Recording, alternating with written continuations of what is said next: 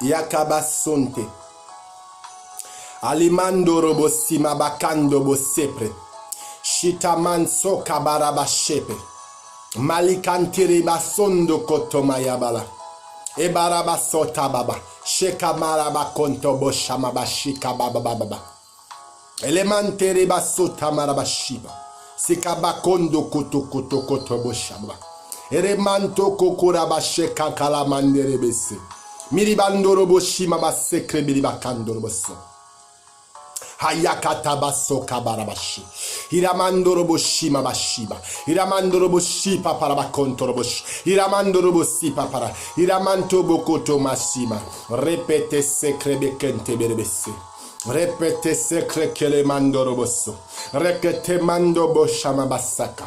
E papa sakara bashontara basandere bese prekele mando bosho. Bonjour, bien-aimés frères et sœurs, à vous qui écouterez ce message pendant le jour. Bonjour encore à vous qui écouterez ce message pendant le jour. Et je dis bonsoir à ceux qui écouteront ce message pendant la nuit. Que le Seigneur vous bénisse au nom du Seigneur Jésus-Christ, le Dieu de gloire, le Tout-Puissant. Je m'appelle Hosanna Raphaël. Je suis apôtre, établi par le Seigneur Jésus-Christ. Je suis apôtre, messager du Dieu Tout-Puissant, messager du Dieu Tout-Puissant. Je dis bien, porte-parole du Saint-Esprit. Je suis le porte-parole du Saint-Esprit. Tout d'abord, avant de commencer, j'aimerais rappeler aux frères et sœurs, surtout aux sœurs qui vont écouter ce message et aussi aux frères. Avant d'abord d'écouter ce message, que les jeunes femmes, les vieilles femmes aussi, les femmes âgées, mettent le foulard sur leur tête. Ce n'est pas forcé, ce n'est pas l'agressivité, il s'agit de l'amour, de l'obéissance et de la compréhension du mystère de Dieu et de la bonne volonté.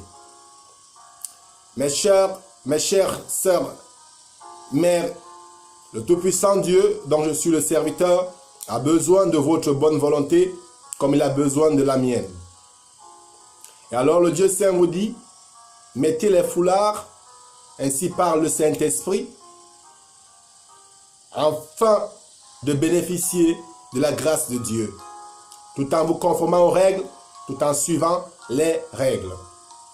Et je dis, par le Saint-Esprit qui me donne l'autorité de parler, je dis aux jeunes hommes, devant qui Dieu m'a établi, pour ceux qui ont des chapeaux, enlevez vos chapeaux, ensuite écoutez-moi ce message, ainsi par le Saint-Esprit, et développez-moi ce message dans votre intelligence. Ainsi parle le Saint-Esprit. Je remercie les jeunes femmes, les femmes âgées et les mères qui ne sont pas rebelles ni têtues, qui sont gentilles avec le Saint-Esprit, qui sont gentils avec Jésus et qui vont suivre cette règle de vérité, cette règle d'amour et de grâce, cette règle de pureté, cette règle de dignité que Dieu nous a laissée et nous est avec nous dans cette règle. Mettez les foulards, mes mères, mes sœurs, mettez-moi les foulards avant d'écouter ce message pour les jeunes hommes. Enlevez-moi les chapeaux sur la tête. Ainsi parle le Dieu Tout-Puissant, le Seigneur et Sauveur Jésus-Christ.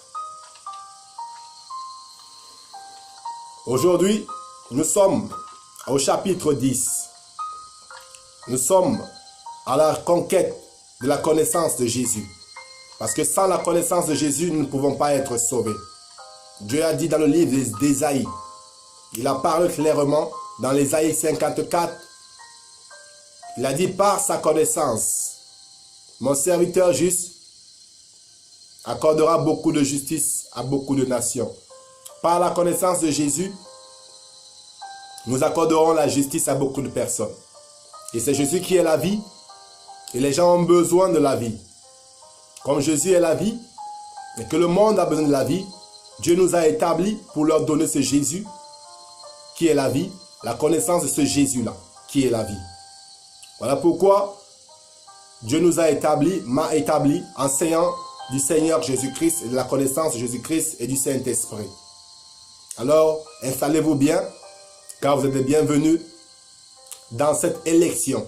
Parce que c'est une élection, si vous écoutez attentivement ce que le Tout-Puissant dit par mon intermédiaire, et que vous ne doutez pas dans votre cœur, et que vous croyez en cela, que cela est vrai, et que vous vous mettez à pratiquer les œuvres de la justice qui vous seront enseignées, ou encore recommandées dans cet enseignement, alors vous serez bénis de la part du Seigneur Jésus-Christ, et vous serez élus. Beaucoup sont appelés, mais peu sont élus, parce que beaucoup sont appelés, mais beaucoup ne mettent pas en pratique les règles pour réussir dans l'élection dont ils ont été appelés. Et je ne suis pas d'accord avec cela. Je suis contre et je m'oppose à cela. En tant qu'apôtre, avec l'autorité d'apôtre du Saint-Esprit dans mon cœur et dans ma vie, je ne peux accepter voir les âmes s'égarer. Alors, je suis pour et je vote pour l'obéissance de la parole du Seigneur Jésus-Christ dans vos vies. C'est pour cela que je vous apporte ce Jésus, que le Saint-Esprit m'apporte à vous apporter, afin que vous puissiez avoir la connaissance de Jésus qui est la vie, et d'aimer Christ qui est la vie, et d'avoir la vie en vous-même. Car si vous n'avez pas la connaissance de Jésus, vous n'avez pas la vie en vous-même. Et si vous ne mangez pas le corps et le sang de Jésus, vous n'avez pas la vie en vous-même. Christ, notre Seigneur, l'a déclaré hier, aujourd'hui et éternellement, il le déclarera encore. Car c'est lui qui est la vie, il faut avoir sa connaissance pour avoir la vie. Cette vie-là, c'est elle que nous vous communiquons à travers la connaissance de Jésus, qui va franchir votre intelligence. Ensuite, vous transformer en vous apportant la présence de Dieu dans votre intelligence, dans votre cerveau, dans votre cœur, dans vos maisons, dans vos entreprises, afin que vous soyez dirigés et conduits par l'Esprit, le Saint-Esprit.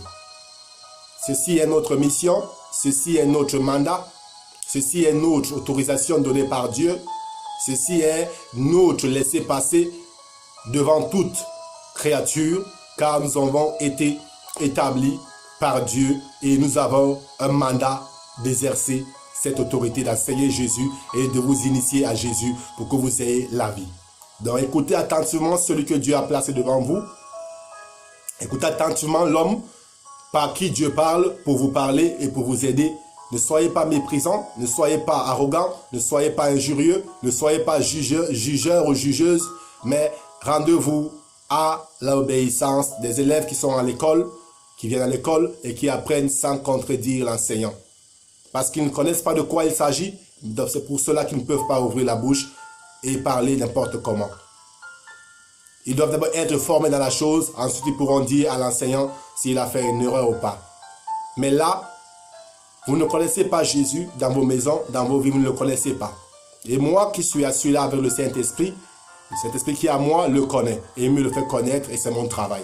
Donc écoutez-moi attentivement quand je vous parle de Jésus et prenez et retenez ce qui est bon, car je sais que le Saint-Esprit qui est à moi, j'ai cette 100%, j'ai cette confiance à 100% qu'il ne vous donnera que ce qui est bon pour votre bonheur et non pas ce qui est mauvais. Au nom puissant de Jésus, recevez la connaissance du Saint-Esprit, du Seigneur Jésus-Christ, par laquelle vous serez sauvés et vous vivrez tranquille chez vous, dans vos maisons, et par laquelle vous serez protégés de Lucifer, le diable qui en veut à votre vie et qui veut verser votre sang. Maintenant, nous allons vous dire, les versets passés, nous avons parlé dans le verset 9, dans le chapitre 9 plutôt, du Seigneur Jésus-Christ, la popularité de Jésus. Jésus, notre Seigneur, est populaire depuis des éternités. Et il était tellement connu dans les cieux qu'il n'était pas sur la terre. Tellement Jésus était connu dans les cieux par son Père et par les anges et les ministres de Dieu, mais il n'était pas connu sur la terre. Alors Dieu s'est décidé d'introduire son Fils dans le monde afin que nous le connaissions. Et ainsi Dieu l'a introduit dans le monde. Lui qui est le premier-né de toute la création, vous pouvez trouver ça dans le livre d'Hébreux chapitre 1. Quand Dieu introduit le premier-né dans le monde, il dit que tous les anges se prosternent devant lui. Et ensuite il dit, il fait de ses anges des esprits et de ses serviteurs une flamme de feu. Nous avons parlé de cette popularité que le diable a voulu détourner, sachant que le Fils de l'homme Jésus est béni par Dieu et que Dieu l'a élevé au plus haut niveau. Au début du ministère du Seigneur Jésus-Christ, quand il était encore en train d'être formé par Dieu, être préparé par Dieu, par un jeûne de 40 jours, ce dernier a traversé une mise à l'épreuve du diable, qui est venu pour lui arracher la popularité dont Dieu lui avait donnée, la légendarité que Dieu lui avait confiée, ou encore le service qu'il devait rendre pour affermir son autorité et sa célébrité. Le diable a essayé de corrompre le Seigneur par toutes les manières, mais le Seigneur Jésus-Christ est resté ferme. Il l'a répondu par les paroles intelligibles et paroles de sagesse et d'intelligence que le Seigneur a accordées, en lui disant, tu ne provoqueras pas le Seigneur ton Dieu. Et le diable s'éloigna de lui et s'en alla.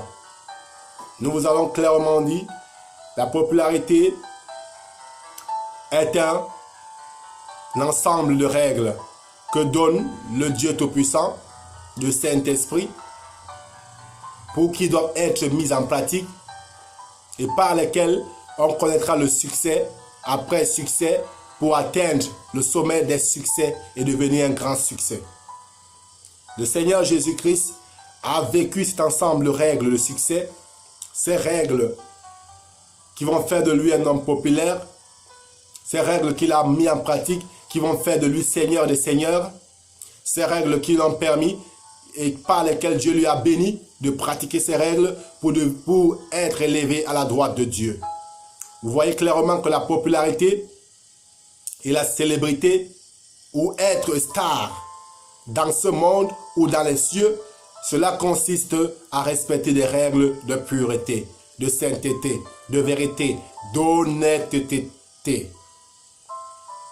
Cela consiste à respecter ces règles, à suivre ces règles, à marcher dans ces règles, à les réapprendre, à les réétudier et à les exercer.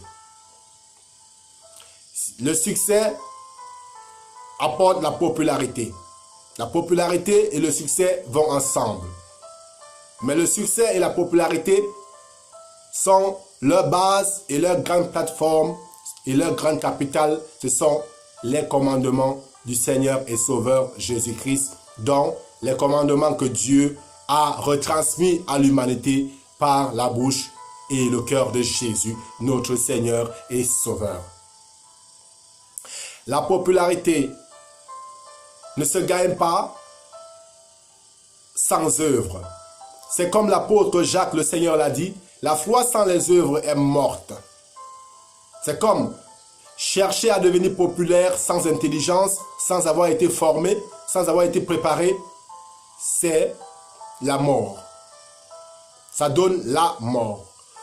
Nous vous avons cité des jeunes hommes aujourd'hui, pressés par leur talent, qui voient qu'ils sont talentueux, mais qui ne sont pas intelligents, parce que être talentueux, c'est un côté, mais se préparer son talent, c'est un autre côté. Être intelligent pour vous examiner tous les obstacles qui peuvent détruire ton talent, c'est une autre chose. Et parfois les artistes ou les footballeurs ou encore dans toute diversité de sports ou encore de talents que Dieu a accordé, les hommes s'engagent juste parce qu'ils sont talentueux, sans intelligence et sans être préparés et sans avoir examiné les effets secondaires de leur talent une fois qu'ils seront dehors. Alors, ça cause des grands problèmes. On a des artistes qui signent des pactes avec le diable. On a des artistes et des hommes politiciens qui commencent bien leur carrière et subitement, parce qu'ils manquent d'intelligence, et d'une bonne orientation, il est obligé de se trouver dans une secte. Parce qu'il ne comprend pas que son talent et sa popularité qu'il veut accroître n'est pas d'aller vers un autre homme et de se soumettre à l'ordonnance de l'homme, mais seulement de chercher l'ordonnance de Dieu pour avoir un succès parfait, bien équilibré, bien sucré, un succès bien organisé, bien préparé, un succès qui n'a pas de faute, comme le Seigneur Jésus-Christ a eu le succès et continue à avoir le succès aujourd'hui encore devant nos yeux, dans les églises et dans la création. Le succès, ce succès-là, cette popularité-là, vous voyez clairement que le Seigneur Jésus-Christ, la manière comment il va travailler sa popularité, la manière comment il va obtenir sa popularité, il ne va pas se fier de sorte qu'il ne va pas avoir une conscience d'un homme qui cherche la popularité, mais il a une conscience et l'intelligence d'un homme qui sait qu'il a des devoirs à accomplir et il va les accomplir. Et suite à ces devoirs spirituels qu'il va accomplir, on va découvrir sa popularité. Et c'est par là même qu'il devient populaire. Vous voyez la clarté des choses, la popularité. Je prie beaucoup pour vous, mes jeunes frères, mes jeunes sœurs qui écoutez ce message de la part du Saint-Esprit. Je prie pour vous. Vous êtes talentueux, je le sais, parce que Dieu m'a parlé et Dieu m'a montré qu'il vous a béni. Et je sais sans faute que vous êtes talentueux. C'est indiscutable, c'est irrévocable. Dieu vous a béni. Et nul ne peut le ôter. Vous l'avez avec vous. Certainement, vous employez les pieds que Dieu vous a donnés pour marcher, pour aller faire des choses qui sont contre Dieu. Cela non plus n'est pas bon. Certainement, vous employez votre voix pour chanter des sauvageries ou des sottises, pour tendre et provoquer la colère de Dieu et énerver Dieu. Cela n'est pas bien pour vous non plus. Peut-être, vous employez vos pieds pour courir. Courir pour aller voler, courir ou pour aller verser du sang. Comme le Seigneur dit, ils ont le pied léger. Ils ont les pieds légers pour verser du sang. J'espère peut-être que vous avez des pieds légers pour verser du sang. Cela non plus n'est pas bon. Nous vous supplions et nous vous prions au nom de Jésus. Pardon, pardon. Par amour, revenez vers nous et arrêtez le vol. Au nom de Jésus, le Tout-Puissant, le Saint-Esprit vous en prie et vous supplie et nous vous supplions nous tous en un. Arrêtez la violence et revenez vers le Seigneur Jésus-Christ pour que nous ayons une vie structurée, pour que nous ayons une vie organisée, pour que nous ayons une vie propre et tranquille. Vous avez reçu de Dieu, don du Saint-Esprit, des dons. Dès votre naissance, vous êtes né avec des capacités qui sont des dons. Ce dont nous appelons les capacités, ce sont ces choses-là qui sont des dons. L'habilité, encore ailleurs, on le prononce. On peut dire habilité, on peut dire capacité. Mais vous êtes né avec ces choses. Vous êtes né talentueux. Sorti du ventre maternel et du sein maternel, Dieu vous avait déjà donné des capacités, des talents, des dons. Vous êtes bébé, vous ne connaissez même pas que vous avez des talents. Comme un petit nouveau-né ne sait pas qu'il a des talents ni des dons quand il naît. Mais vu l'état de la situation et la progression de la puissance de Dieu qui fait grandir vos membres et vous amène à grandir de plus en plus, au fil du temps, on vous enseigne et vous découvrez. Vous découvrez que vous pouvez jouer au football. Vous découvrez que vous pouvez courir. Vous découvrez que vous pouvez parler. Vous découvrez que vous pouvez chanter. Vous découvrez que vous pouvez composer des choses. Vous découvrez que vous pouvez construire des maisons. Vous découvrez que vous pouvez faire des champs. Vous découvrez que vous pouvez puiser de l'eau. Excusez-moi. Puiser de l'eau. Vous découvrez que vous pouvez organiser des entreprises. Construire des choses. Parce que quand vous êtes bébé, vous n'êtes pas conscient de vos capacités.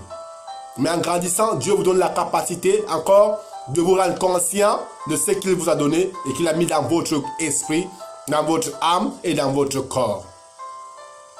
Une fois que vous devenez conscient de vos dons, parfois vous êtes orienté par de mauvaises personnes qui voient que vous êtes devenu conscient de vos dons que Dieu vous a accordés.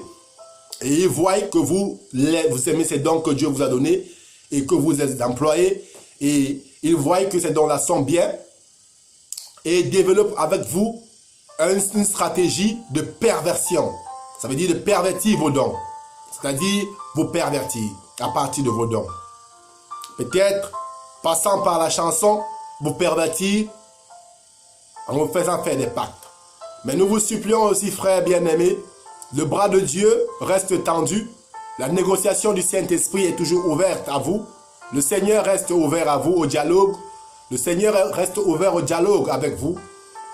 Vous qui êtes menacés par les sectes, vous qui êtes talentueux et qui êtes à la maison et qui ne pouvez pas développer vos talents, le Tout-Puissant Dieu vous dit qu'il a les bras ouverts et que le terrain d'entente et de dialogue entre vous et lui reste ouvert. La négociation sur l'évolution de vos talents et sur l'évolution de vos talents, la négociation sur la croissance et le développement de vos talents de par Dieu et par Jésus est encore ouvert. Le Seigneur veut vous l'accorder.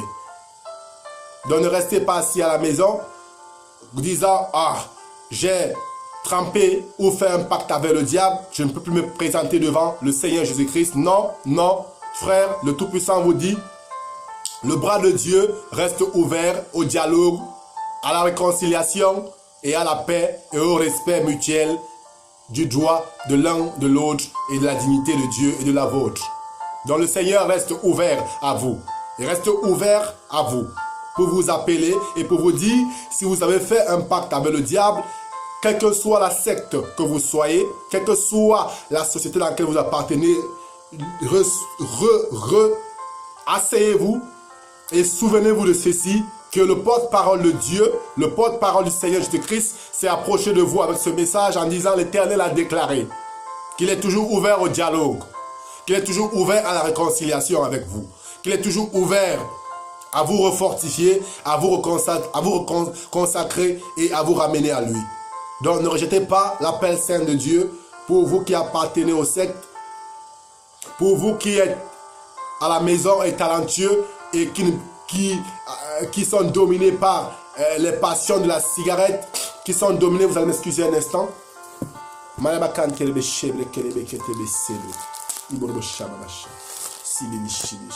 m'excuser un peu.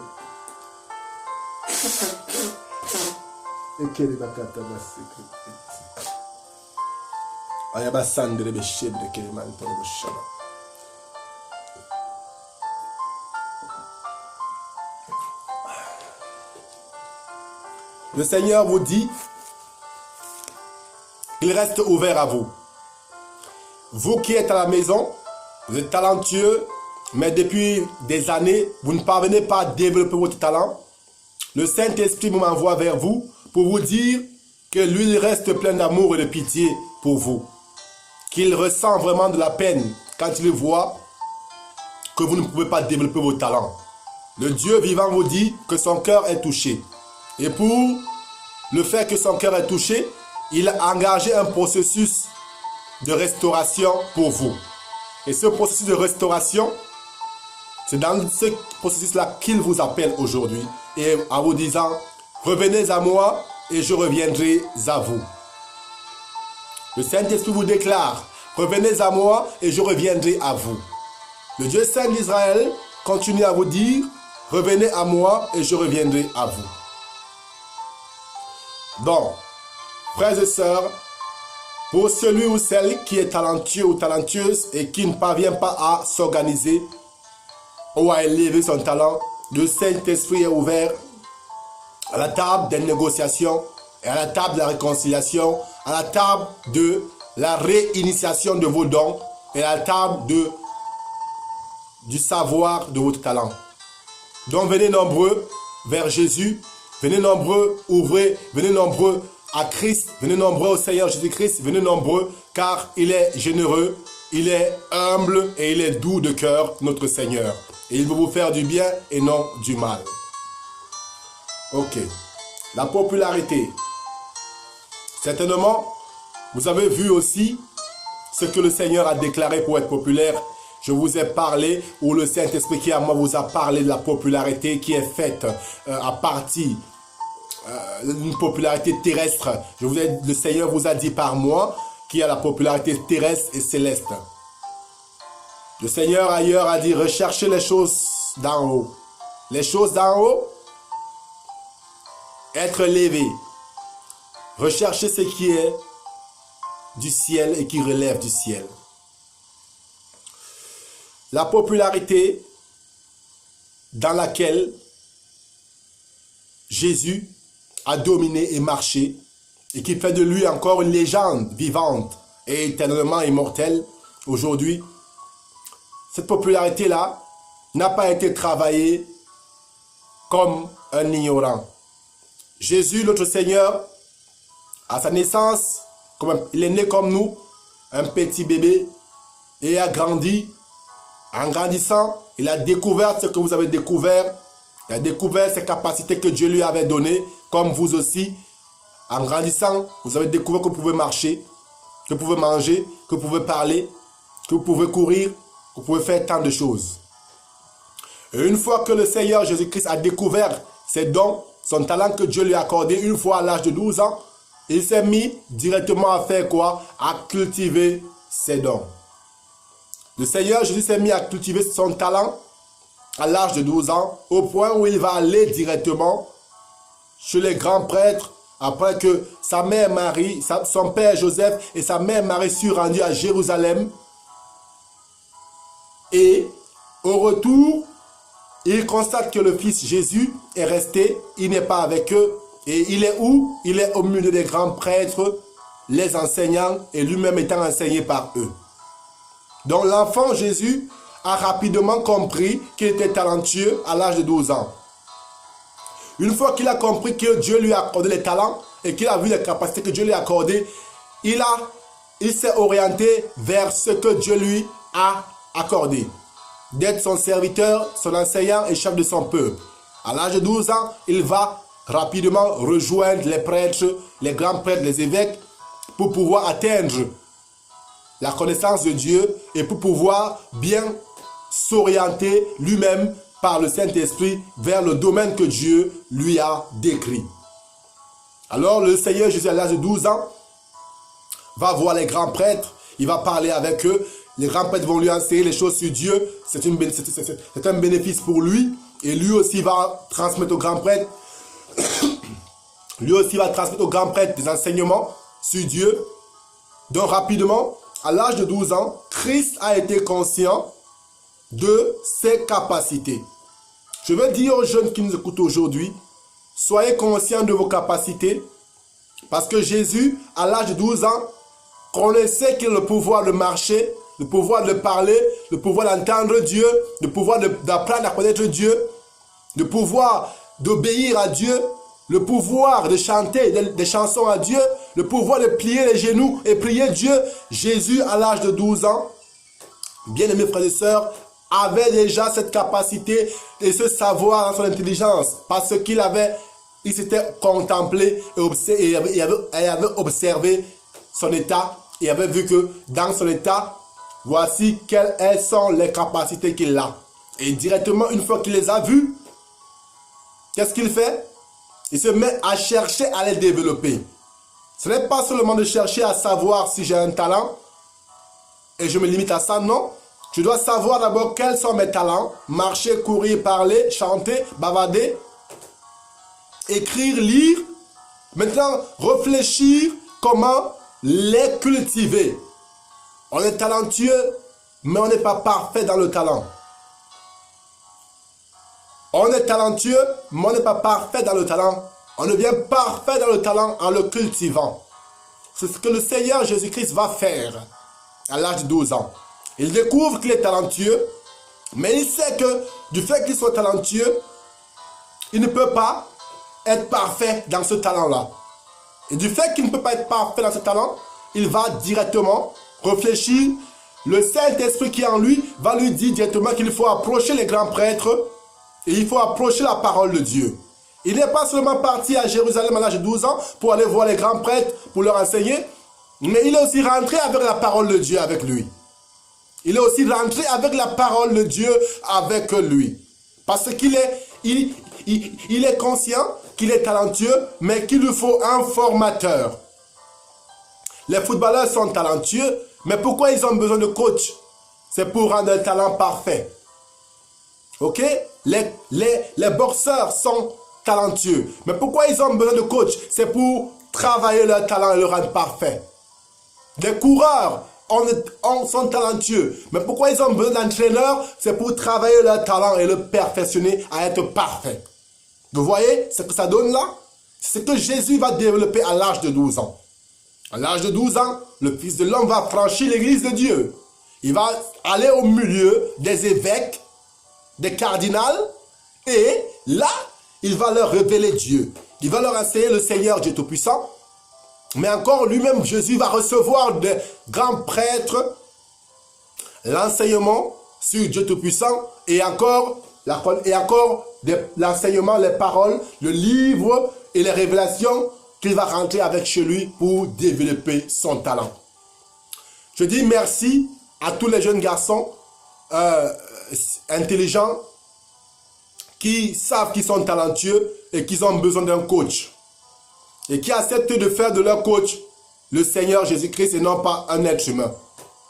Oui, je dis merci à tous ceux qui sont talentueux et qui cherchent le Père du talent, le Créateur du talent, et l'homme qui fait croître et amène le talent à la maturité, le Saint-Esprit, dont le nom est Jésus-Christ, le Seigneur et Sauveur, le Dieu Tout-Puissant, dont nous sommes des serviteurs. J'encourage encore les jeunes hommes qui veulent développer leur talent. Je leur demande et je leur conseille de chercher le Saint-Esprit, donc de se rapprocher de la parole, la Bible,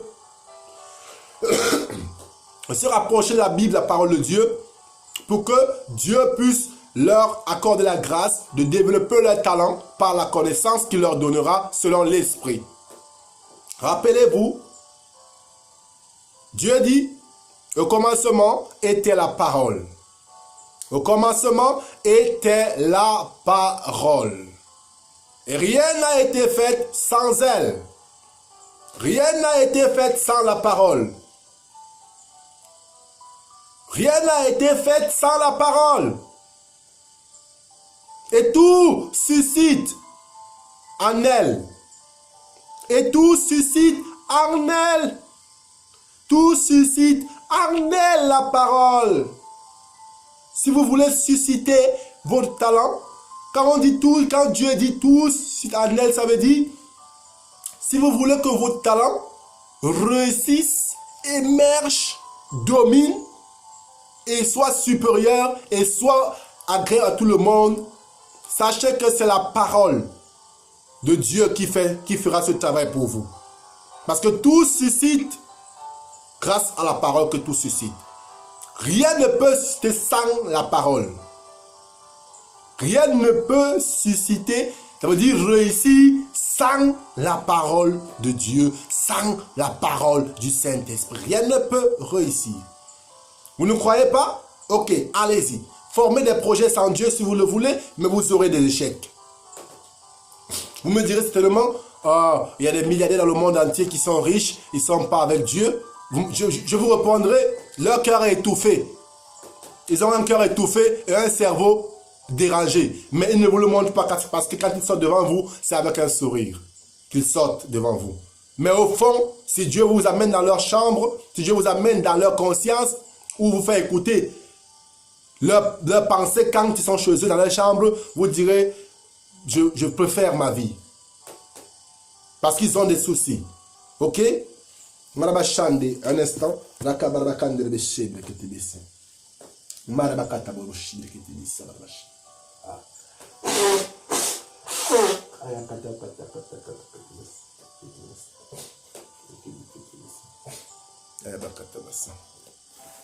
Vous voyez? Donc, l'enfant Jésus, à l'âge de 12 ans, s'est rendu conscient qu'il est talentueux. Une fois qu'il s'est rendu conscient qu'il est talentueux, il n'est pas resté à la maison. Il est parti vers les hommes de Dieu parce que tout suscite par la parole. Rien n'est fait sans elle. Rien n'est fait sans la parole. Voilà pourquoi Jésus, à l'âge de 12 ans, va aller à Jérusalem parce qu'il est conscient que rien n'est fait sans la parole.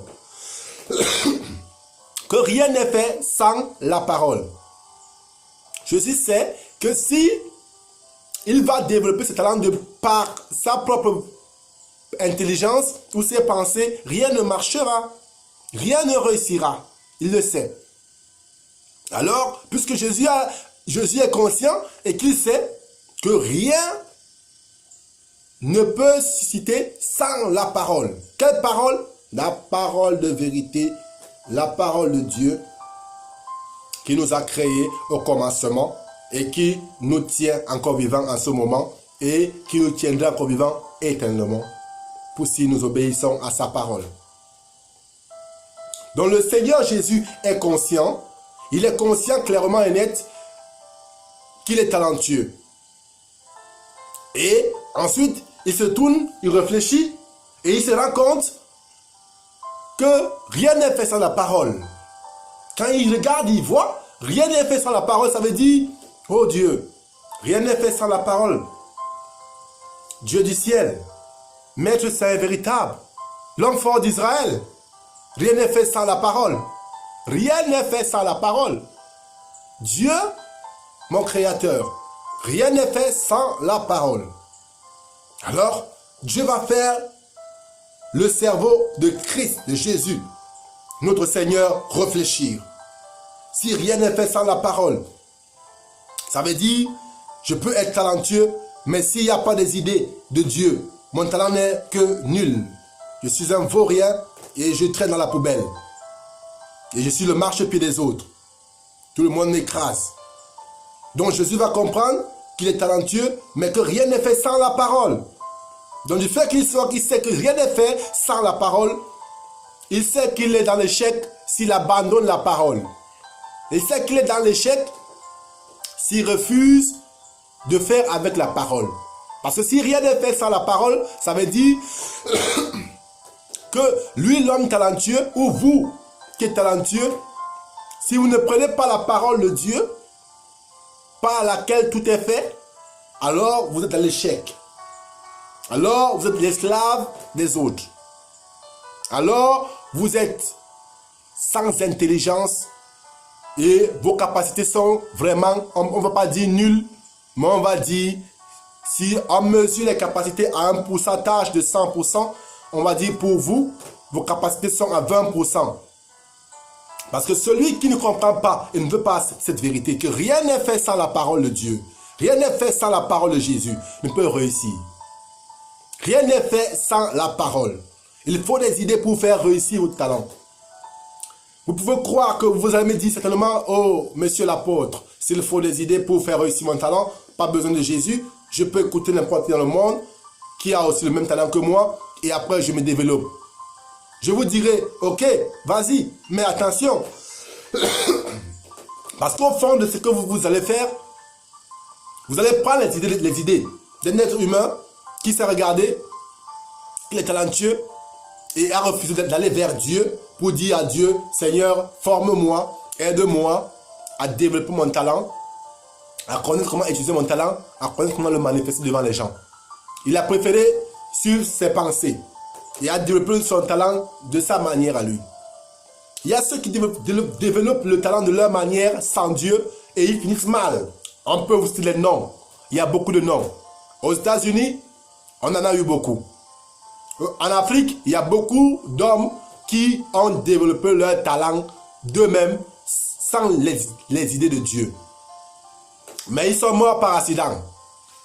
D'autres ont été complètement... D'autres sont morts par les maladies. D'autres sont morts d'une mauvaise mort. Pourquoi? Parce que le diable aussi a la capacité de vous faire développer votre talent, mais pas de la manière de Dieu. D'une manière où vous serez vous-même étouffé. Aux États-Unis actuellement, je prie Dieu pour ces artistes américains, au nom du Seigneur Jésus-Christ, vraiment de tout cœur et de bon cœur, de sincérité. Je prie vraiment que le Seigneur, le Saint-Esprit, le sang de Jésus qui a été versé pour le pardon des fautes et qui s'est chargé de nos maladies et de nos faiblesses, se charge des faiblesses des Américains, des artistes américains et de la population américaine, dans leur intelligence, dans leur saint sens, pour que ces fléaux s'arrêtent. Que cette crise d'entrer dans les sectes ou d'appartenir à des sataniques ou pour cette crise de vouloir montrer ton talent par une mauvaise voie soit bannie, détruit, réduit à néant, consumé, calciné.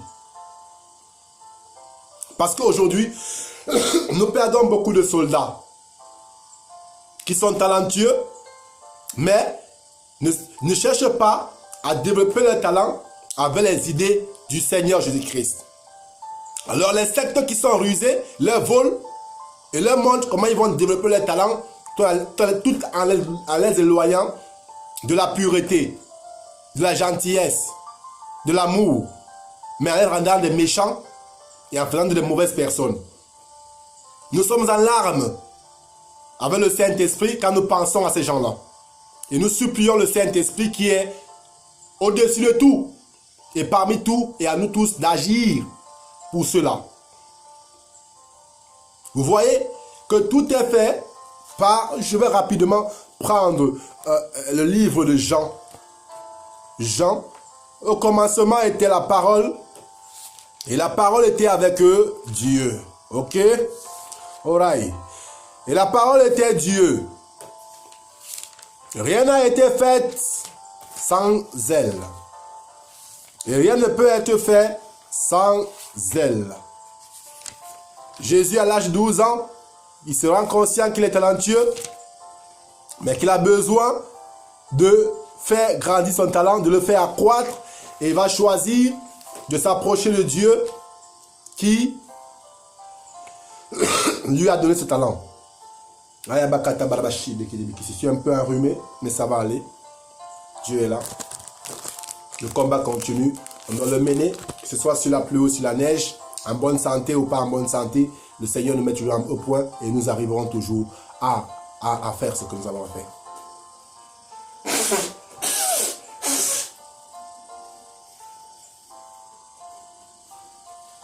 Rien n'est fait sans la parole. Tout a été fait par elle. Vous comprenez? Si Dieu va jusqu'à dire que tout a été fait par la parole, au commencement, Dieu vient avec l'esprit, son esprit Jésus-Christ, dans une chambre obscure qu'on appelle l'abîme. Et il dit, avant comme un bon travailleur qui entre comme un bon travailleur qui va travailler dans un endroit qui est obscur, quand il va y travailler, première des choses, qu'est-ce qu'il va faire? Il va allumer la lumière. Et comme ce bon travailleur qui est Dieu vient pour travailler là où c'est obscur, première des choses, il allume la lumière. Alors Dieu va dire que la lumière soit. Et Jésus qui est le Fils, qui est la lumière, va donner la lumière. Ok? Parce que Dieu et son esprit travaillent ensemble. Rappelez-vous de ça partout là où vous allez. Ok. Ça montre précisément que les idées pour faire les oiseaux, les idées pour les dons de Dieu qu'il a en lui pour créer les oiseaux, les dons que Dieu a en lui pour créer les arbres, toutes ces bonnes idées pour créer les oiseaux, les arbres, le sable, la mer, toutes ces bonnes idées-là sont dans la parole. Quelle parole? Dans Dieu, la parole du Seigneur Jésus-Christ. Et si Dieu a eu le succès pendant les 6 jours de la création du monde, qu'aujourd'hui, je salue sa majesté pour son succès parfait qu'il a eu sur le monde et qui domine encore aujourd'hui. La terre est placée sur la surface. Nous ne sommes pas sur un terrain plat. Dieu nous a placés dans l'espace. La terre est dans l'espace. Nous sommes placés comme une bille, comme un point, comme un orange, dans une étendue, sur l'air libre. Dieu a eu le succès par quoi? Par la parole. C'est par la parole que Dieu a fondé le monde. Parce que dans la parole se trouvent les idées pour bâtir. Dans ces idées pour bâtir, ce sont ces idées-là qui font du talent d'un homme, de meilleur des talents. Dieu a eu le succès et continue à avoir le succès.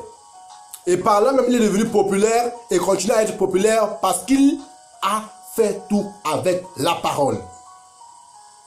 Toutes les idées qu'il a sorties, faisant l'homme à notre image, à notre ressemblance, qu'il domine sur la terre, qu'il se multiplie, qu'il se domine, qu'il se multiplie, qu'il remplisse et qu'il assujettisse la terre.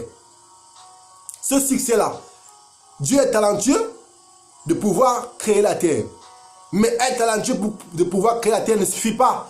Il faut pénétrer les profondeurs de l'intelligence, les profondeurs de la parole.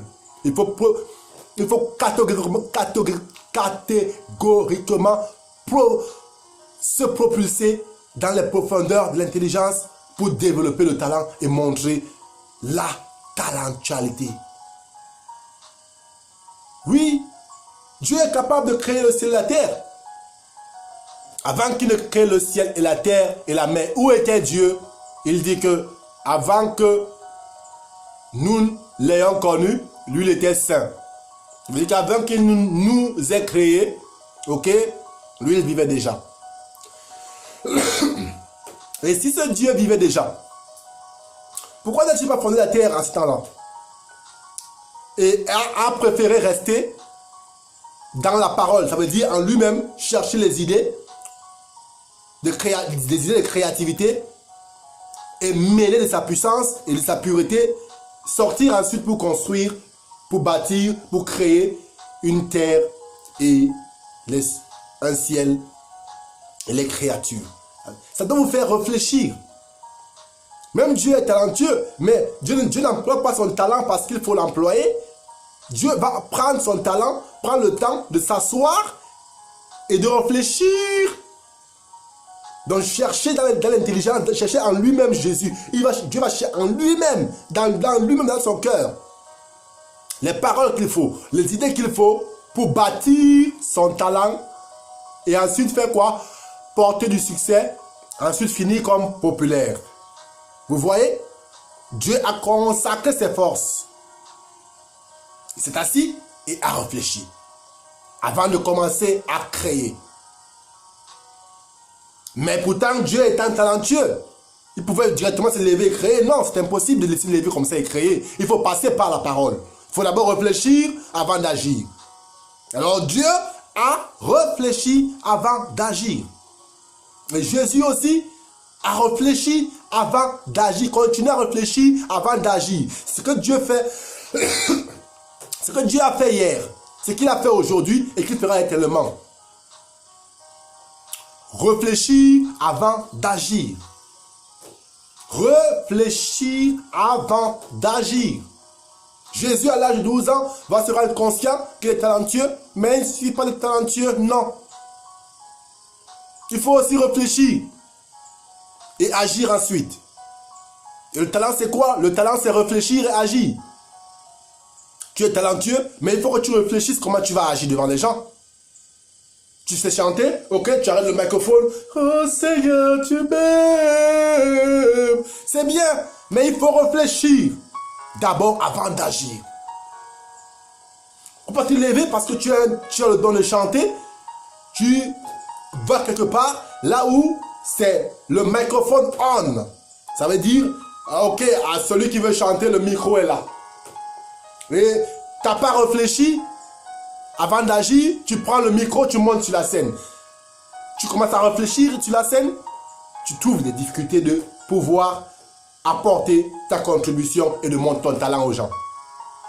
Mais par contre, si tu es préparé et que tu as réfléchi avant d'agir, réfléchis comment? Aller vers Dieu qui est la parole, afin qu'il t'active la réflexion. Jésus le Saint-Esprit t'active la réflexion. Une fois que Jésus, le Saint-Esprit, t'activera la réflexion, c'est là où tu auras le succès. Parce que le succès ne se trouve pas dans le talent.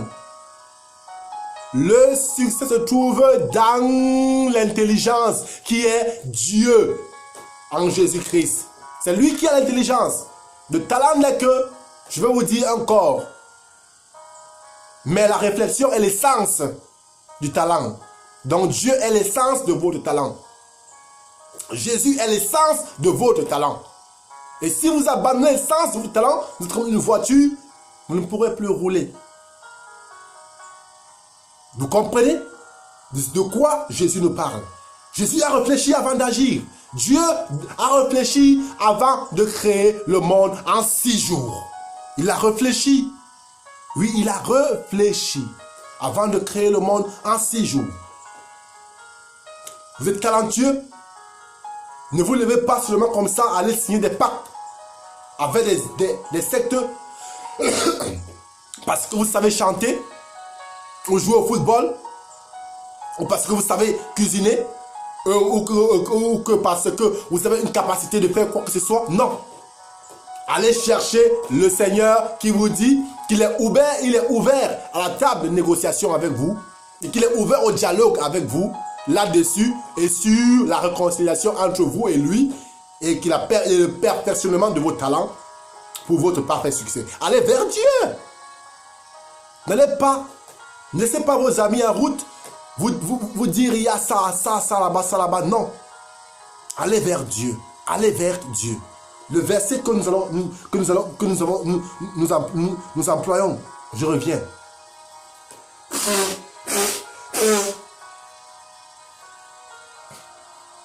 Le verset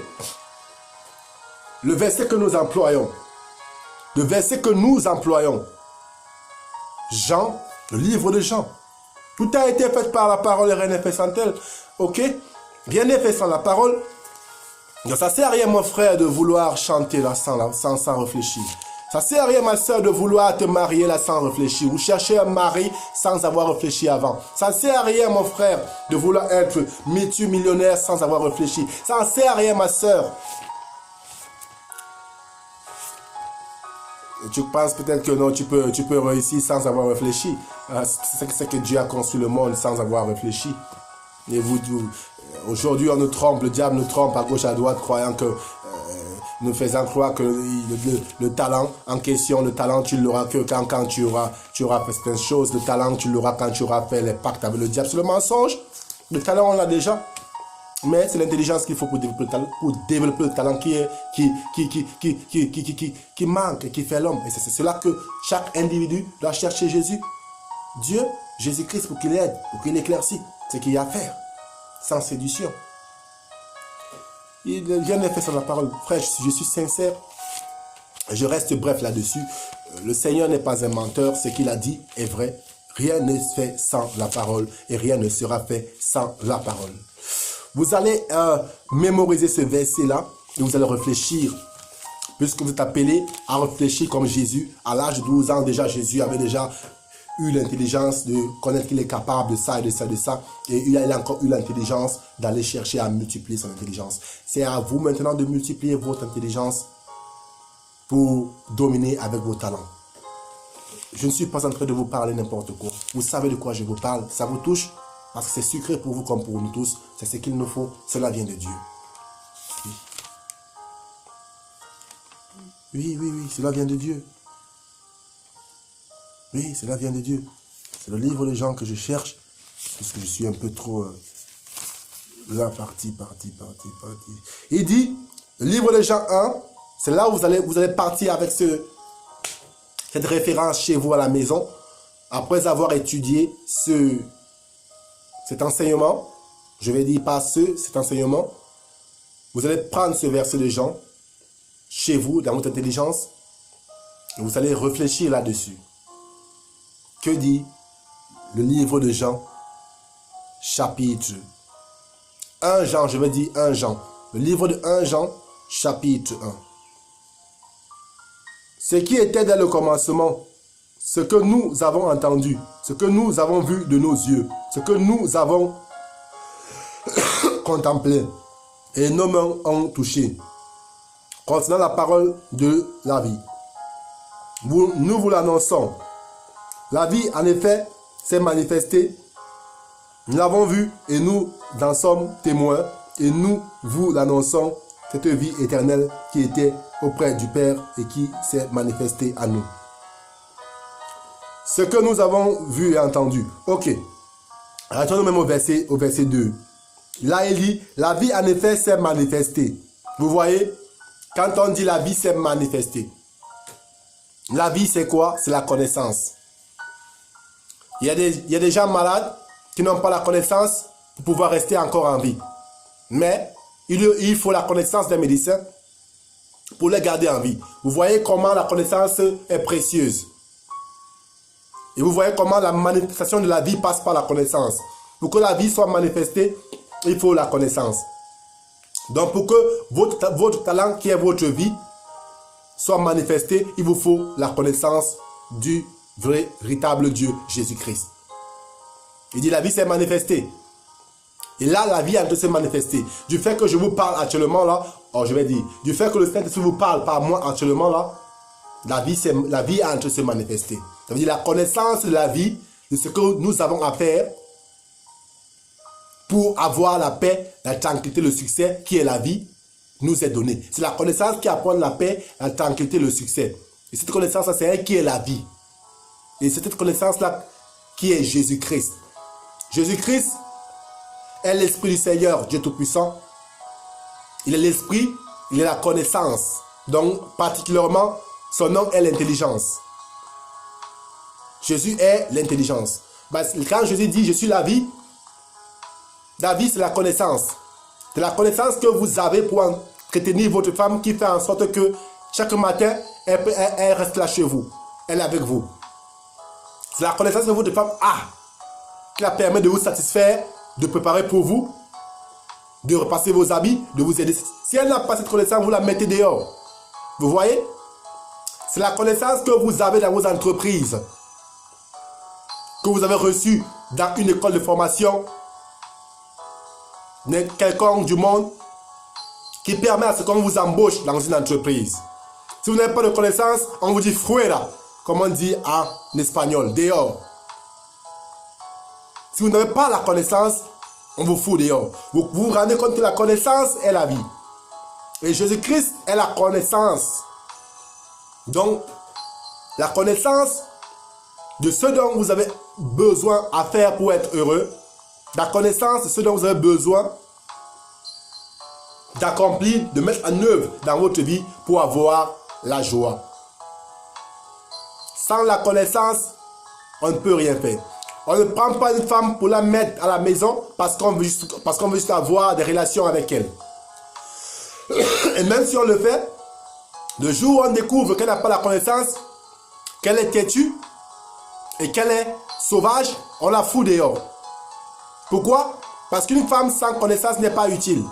Un homme sans connaissance n'est pas utile. Ça veut dire, une femme sans connaissance n'a pas la vie. Un homme sans connaissance n'a pas la vie. Et quelle connaissance? La connaissance de Jésus-Christ. C'est lui qui sait comment disposer les choses pour qu'elles soient en bonne forme, en bon état. C'est Jésus qui sait comment vous donner, c'est Jésus qui sait comment nous donner des bonnes idées pour que nous ayons une bonne vie. Ne croyez pas que le diable qui va vous inspirer va vous donner une bonne vie. Non. Il peut arriver que les idées viennent sur votre cerveau, mais vous ne parvenez pas à réussir toujours. Parce que la vraie inspiration est la vraie source des bonnes idées qui permettent de bâtir, qui permettent de vivre, qui permettent de pouvoir bien entretenir vos familles, qui permettent de pouvoir bien entretenir vos entreprises. Cette bonne connaissance qui permet de bien gérer tout le monde. Cette bonne connaissance-là, seul Jésus, l'intelligence de Dieu, l'intelligence et l'Esprit de Dieu, qui est Jésus-Christ, c'est en lui, dans cette parole, dans la Bible, que vous allez l'apprendre. Je vais vous citer quelques artistes qui ont été inspirés le monde entier. Aujourd'hui, Donald Trump, au pouvoir, se focalise sur la Bible pour revenir au pouvoir et il ne cherche que Dieu. Hier encore, Bob Marley s'inspirait de la Bible pour pouvoir chanter. Lucky Dube, que vous aimez bien, s'inspirait de la Bible pour pouvoir chanter. Bien des artistes, bien des écrivains, bien des philosophes, bien des scientifiques se sont cachés. Ils sont partis dans la Bible pour prendre quoi? La connaissance. Qui est quoi? L'inspiration. Beaucoup d'hommes ont pris la connaissance, sont partis s'alimenter, ça veut dire se connecter, se recharger dans la Bible en lisant et en recevant ainsi l'inspiration sur ce qu'ils voulaient faire. C'est comme ça qu'ils ont fait pour évoluer. Donc vous pouvez aussi le faire. Allez vers la Bible pour recevoir, pour lire, étudier. Et par là, vous recevrez l'inspiration de Dieu sur ce que vous avez à faire. Et vous pourrez mieux le faire et être meilleur. Tous ces stars du monde, même s'ils n'ont pas été parfaits avec Dieu, ils sont passés aussi par la Bible pour pouvoir atteindre un niveau élevé. Parce qu'il faut l'inspiration dans les idées. Si vous êtes sans idées, vous êtes mort. Donc, frères et sœurs, bien-aimés, retenez que la vie s'est manifestée à vous. Dans le livre de 1 Jean, Dieu vous dit aujourd'hui, la vie s'est manifestée. Nous l'avons vu. Dieu atteste que lui a vu cette vie qui a été manifestée aujourd'hui. Et moi aussi j'atteste comme témoin que j'ai vu cette vie que Dieu a manifestée aujourd'hui par moi. Donc vous l'avez maintenant reçue. Annoncez-moi cette vie et qui est éternelle.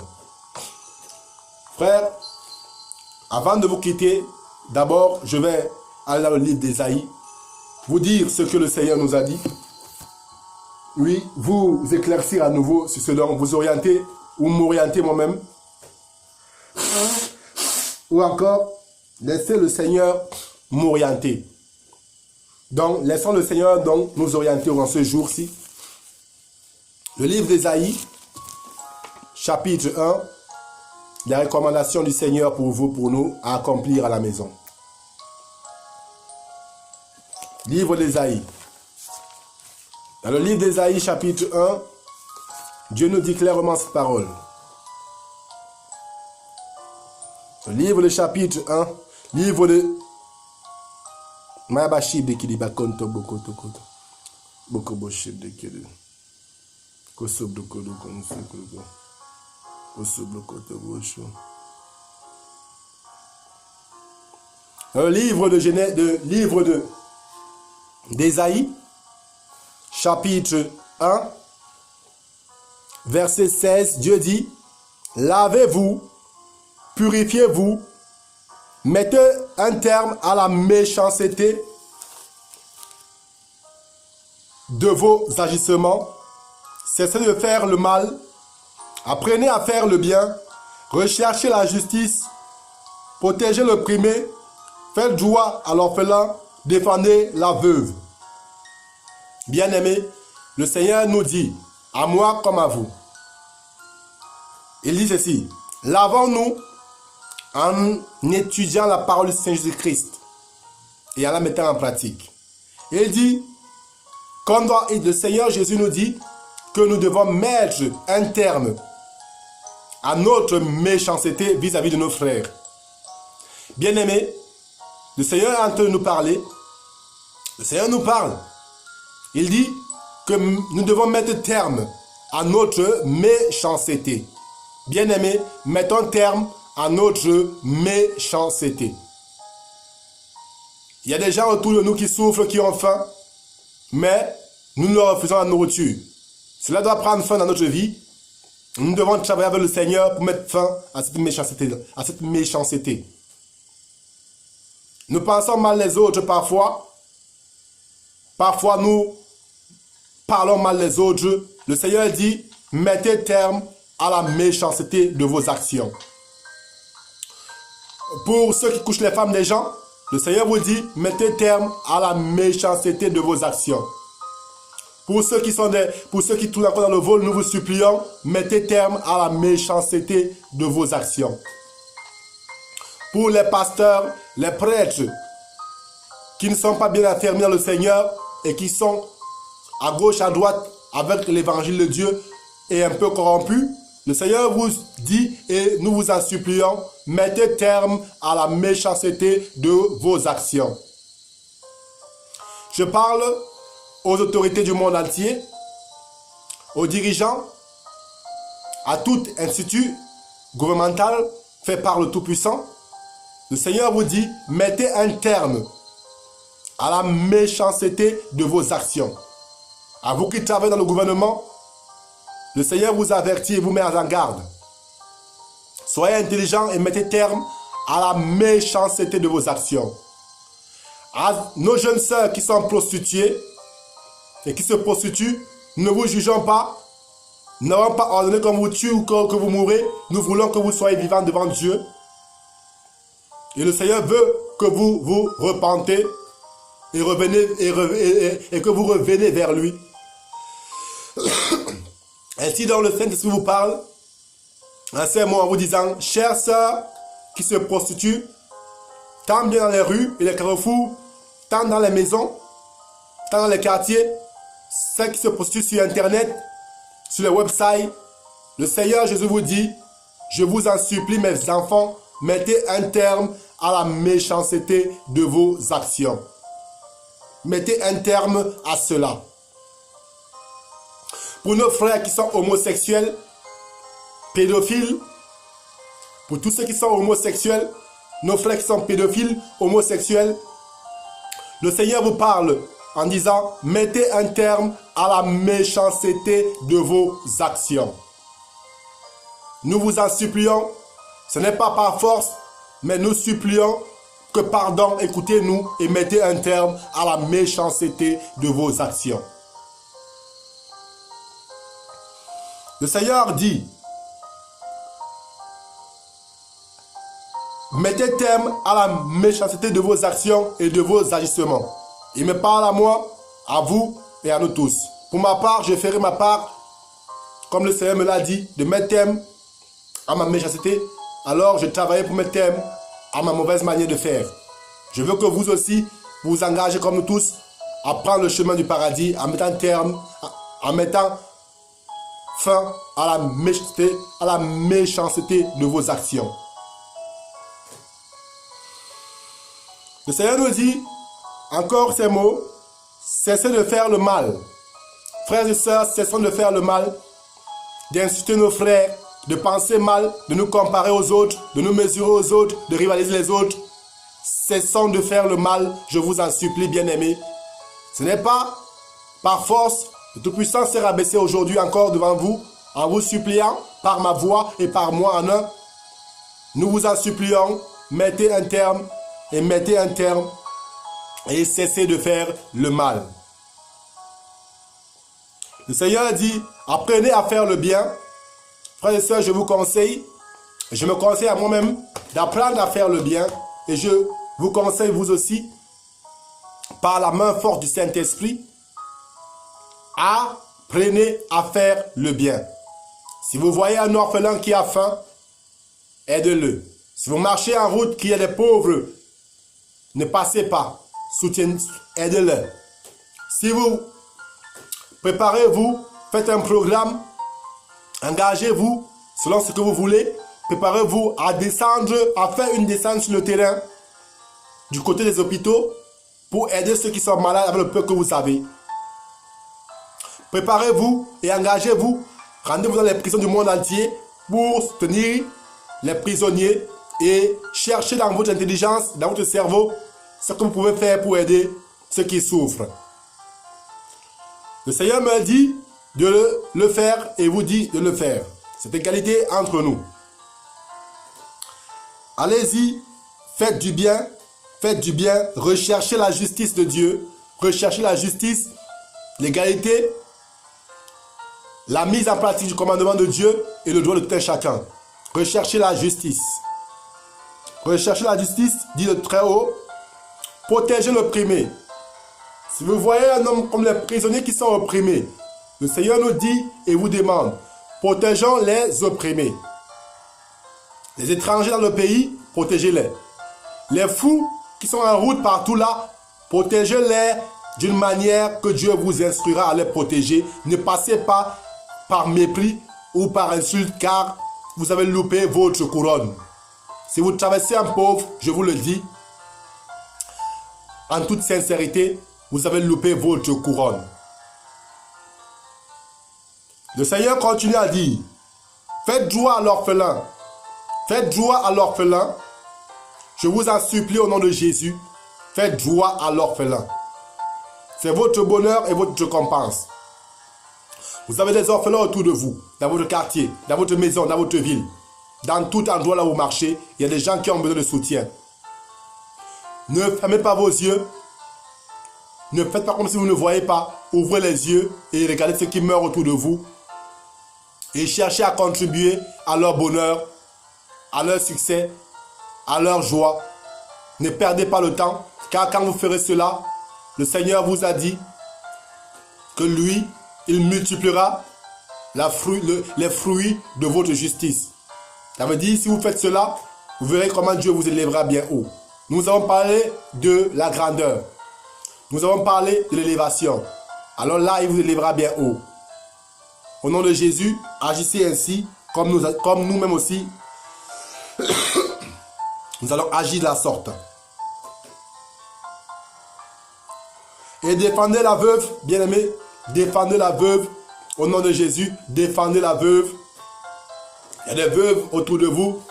Ne dites pas encore, ne dites pas. Cependant, c'est encore cette vieille femme qui vient devant moi. Non. Ne parlez pas de la sorte. Ne méprisez pas l'aveugle qui demande, qui mendie en route. Car ce sont les amis de Dieu. Ce sont les bien-aimés de Dieu. Si vous les maltraitez, vous avez une malédiction terrible vous attend. Oui.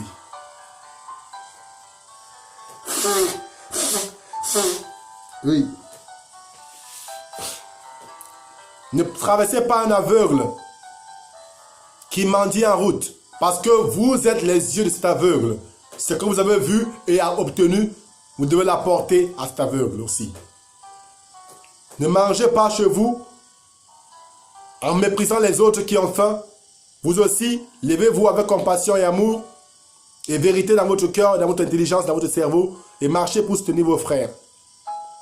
Merci bien, mes frères et sœurs, pour avoir consacré votre temps à recevoir ces recommandations du Seigneur, ces devoirs spirituels, à recevoir cette connaissance, à recevoir cet encouragement que le Seigneur vous donne par moi. Merci beaucoup pour votre bonne volonté. Merci d'être venu. Merci d'être venu. Et avant de terminer, je terminerai cette coupe que Dieu m'a donnée aujourd'hui de boire. Je vais la terminer avec Matthieu, le livre de Matthieu, chapitre 5. Dans le livre de Matthieu, chapitre 5, c'est là où je vais terminer ma coupe. Je vais la boire jusqu'à ce que j'ai fini tout ce qui est dans la coupe que Dieu m'a donné de boire aujourd'hui. Il m'a dit, bois et je boirai encore. Je vais boire cette coupe-là que Dieu m'offre encore et qui me donne à achever maintenant. Dans le livre de Matthieu, chapitre 5, verset 19. Livre de Matthieu, chapitre 5, verset 19. On va regarder ce que dit le Saint-Esprit. Livre de Matthieu, chapitre 5, verset 19. On va voir clairement ce qu'il dit.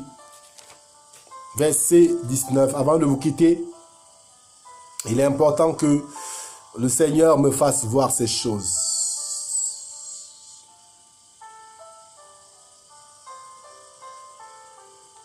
Le Seigneur dit dans cette parole, celui qui violera l'un de ses plus petits commandements et qui enseignera aux autres à faire de même sera appelé petit dans le royaume des cieux. Mais celui qui les mettra en pratique, les enseignera aux autres, celui-là sera appelé grand dans le royaume des cieux. Je sais que vous êtes des grands dans le royaume des cieux. Ne violez pas les commandements du Seigneur Jésus-Christ.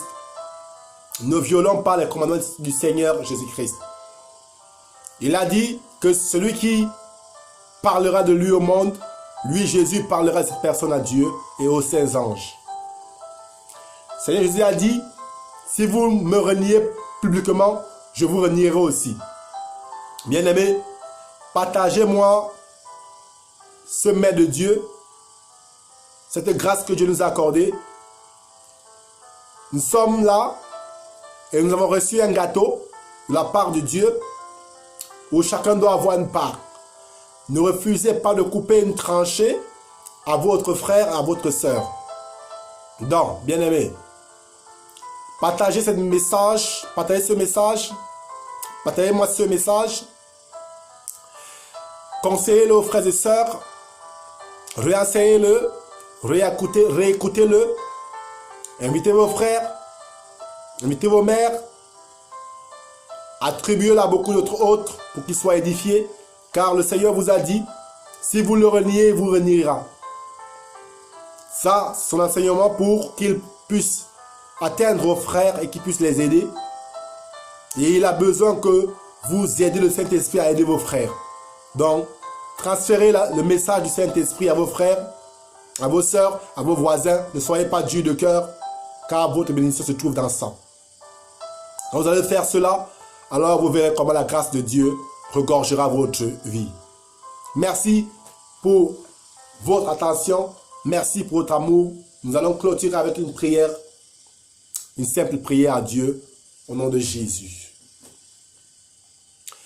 Sharabakonto morabashe mebeshe.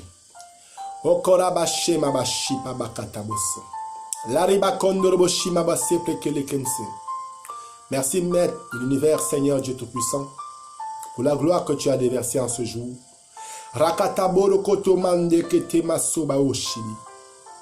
Merci, Saint-Esprit, car tu vas maintenant toucher l'intelligence des humains et leur saint sens, Seigneur Jésus, afin que ce peuple-là que tu as créé pour ta gloire puisse recevoir ta connaissance et qu'ils puissent avoir accès à leur droit. Merci Seigneur Saint-Esprit, car je remets cet enseignement en tes mains pour toi de l'accorder à tes enfants et pour les édifier et pour que beaucoup se retrouvent dans l'obéissance de la foi en Christ comme tu me l'as ordonné, et comme tu m'as envoyé, comme tu es avec moi pour l'accomplir. Merci Seigneur Saint-Esprit. Marabachante, Marabachante. Merci, merci et merci de consacrer tes jeunes hommes et de purifier leur âme.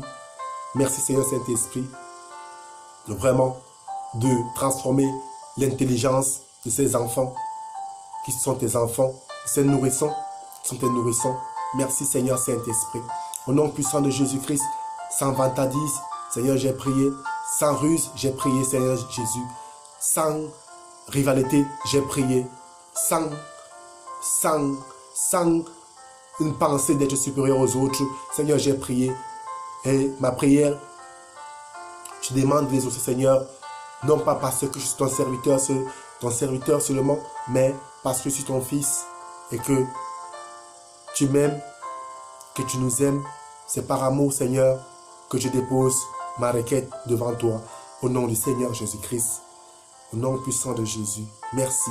Au nom puissant de Jésus. Amen. Que le Seigneur vous bénisse. Passez une merveilleuse journée, une merveilleuse soirée. Soyez remplis du Saint-Esprit. Continuez à chercher Jésus comme nous tous. Nous reverrons bientôt. Dieu vous aime. Jésus a un amour pur pour vous. Le Saint-Esprit est fou, amoureux de vous. Oui, l'Esprit du Seigneur vous aime et il est puissamment amoureux de vous. Je ne mens pas, je dis la vérité. Vous le verrez bientôt quand vous vous approcherez de lui et qu'il prendra soin de vous à sa manière, que vous goûterez à son amour. Vous saurez que mon Dieu vous aime et qu'aucun autre ne peut aimer comme il aime. Vous aussi, aimez-le. Merci vraiment de revenir à Jésus et d'accepter la réconciliation avec Dieu. Merci frères et sœurs. Que le Seigneur vous bénisse. Ciao.